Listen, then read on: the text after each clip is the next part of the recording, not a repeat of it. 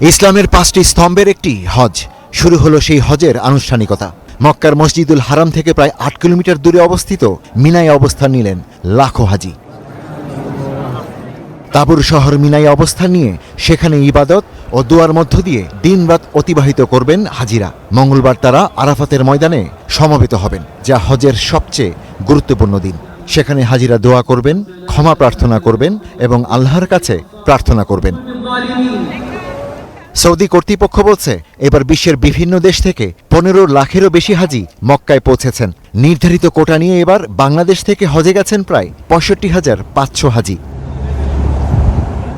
Iran সংঘাত এবং যুদ্ধবিরতি নিয়ে অনিশ্চয়তা সহ মধ্যপ্রাচ্যের চলমান উত্তেজনার মধ্যে এবার হজ অনুষ্ঠিত হচ্ছে। সৌদি কর্মকর্তারা বলেছেন, মধ্যপ্রাচ্যের ভূরাজনৈতিক অনিশ্চয়তার কারণে পুরো অঞ্চলে এখনও উদ্বেগ রয়েছে। তারপরও পবিত্র হজ পালনে সৌদি হাজির হতে পারে কৃতজ্ঞ হাজিরা।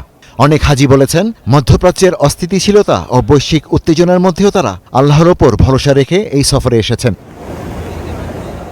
তীব্র গরমের মধ্যেও হাজিরা হজের নানা আনুষ্ঠানিকতা পালন করছেন। অনেকেই মসজিদুল হারামে কাবা শরীফ তাওয়াফ করছেন। গরম থেকে বাঁচতে ব্যবহার করছেন ছাতা, হাত পাখা আর পানির স্প্রে। সেখানে স্বেচ্ছাসেবকরা পানি বিতরণ করছেন এবং তাপজনিত কষ্ট কমাতে কুলিং সিস্টেম ও ফ্যান ব্যবহার করা হচ্ছে। অনেক হাজি তাদের স্বজনদের লিখিত দোয়া সঙ্গে বহন করেন এবং দিনটি গভীর ইবাদত, আত্মসমালোচনা ও মনোযোগের মধ্য দিয়ে কাটান।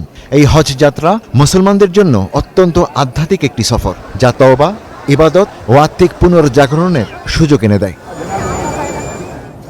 Ishtiaq Hossain, star news.